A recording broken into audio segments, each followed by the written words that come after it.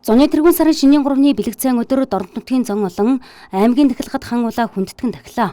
Хан ууландаа өчил өргөж, эдээ будаа элбэг дэлбэг сэтгэл тэнүүн амар амгалан байлгахыг уулуулснасаа хүсэн сүсэглэж, байгаль дэлхийг аргадан ард түмнийхээ заяа буйныг даатгаж, данараг данжаалын хийдий ламнар, очирван бурхны дахилга, далхаа 9 тэнгэр, хан уулын эзэн сахиусны дахилга, намдаг их сан зэрэг ном хурсан байна.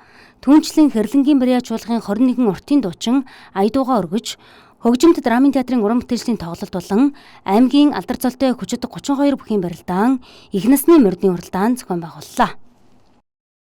Хайрхан уул минь ээ. Их талын уугуул сугууд зон олон эрүүл одуул иргэд цөмөөрөө сэтгэл итгэл бишрэл залбираа даатхан ачлалын буян энерлийн ивэлийг хүртээ.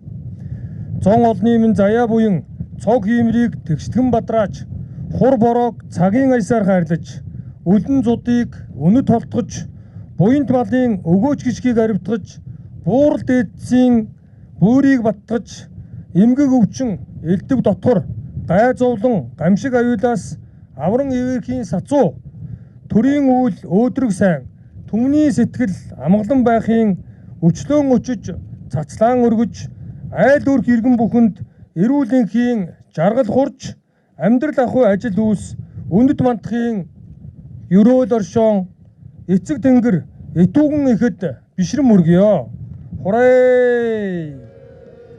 Хурээ! Хурээ!